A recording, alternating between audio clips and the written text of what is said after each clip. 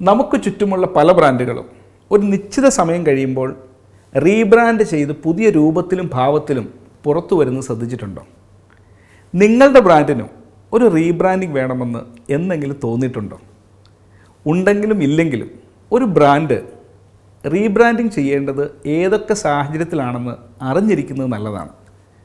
നിങ്ങൾ പ്രതീക്ഷിക്കുന്നതിനേക്കാൾ വേഗത്തിലാണ് നിങ്ങളുടെ ബ്രാൻഡിൻ്റെ വളർച്ചയെങ്കിൽ റീബ്രാൻഡിങ് ചെയ്യാൻ മുന്നോട്ടുള്ള പോക്ക് എളുപ്പമാകില്ല. കാരണം നമ്മൾ ബ്രാൻഡ് ആരംഭിച്ചപ്പോൾ പ്ലാൻ ചെയ്ത ടാർഗറ്റ് ഗ്രൂപ്പിനേക്കാൾ വളരെ വലിയൊരു കസ്റ്റമറിലേക്ക് കൂടി നിങ്ങളുടെ ബ്രാൻഡ് വളരെ പെട്ടെന്ന് വളരുമ്പോൾ ഈ പുതിയ ടാർഗറ്റ് ഗ്രൂപ്പിൻ്റെ താല്പര്യങ്ങളും ഇഷ്ടങ്ങളും കൂടി കണക്കിലെടുത്തുകൊണ്ടായിരിക്കണം ബ്രാൻഡ് റീബ്രാൻഡ് ചെയ്യപ്പെടേണ്ടത്. ഇനിയിപ്പോൾ നമ്മുടെ ബ്രാൻഡ് വിദേശ നാടുകളിലെ മാർക്കറ്റിൽ എത്തുമ്പോൾ വിഷ്വൽ ഐഡൻറ്റിറ്റി മാത്രമല്ല, പേരിൽ പോലും ചിലപ്പോൾ പ്രകടമായ മാറ്റങ്ങൾ വരുത്തേണ്ടി വന്നേക്കാം. സിമിലർ പ്രൊഡക്റ്റുകൾ വേറെയും ബ്രാൻഡുകൾ പുറത്തിറക്കുന്നുണ്ടെങ്കിൽ ആ പ്രൊഡക്റ്റുകളുടെ സ്വഭാവം കൂടി റിഫ്ലക്റ്റ് ചെയ്യുന്ന രീതിയിലായിരിക്കും ബ്രാൻഡ് റീബ്രാൻഡ് ചെയ്യേണ്ടി വരിക. ഇനി നിങ്ങളുടെ ബ്രാൻഡിൻ്റെ വളർച്ച നിങ്ങൾ കണക്ക് കൂട്ടിയതിനേക്കാൾ വളരെ കുറവാണെങ്കിലും റീബ്രാൻഡിങ് വേണ്ട എന്ന് വെക്കരുത്.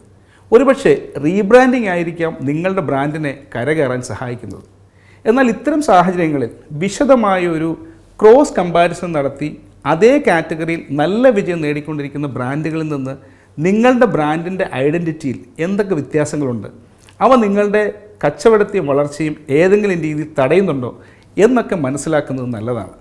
ഈ ഡാറ്റ മുൻനിർത്തിയായിരിക്കണം ലോഗോയും കളർ പാലറ്റും ഉൾപ്പെടെ കാര്യങ്ങളിൽ നിങ്ങൾ മാറ്റങ്ങൾ വരുത്തേണ്ടത്.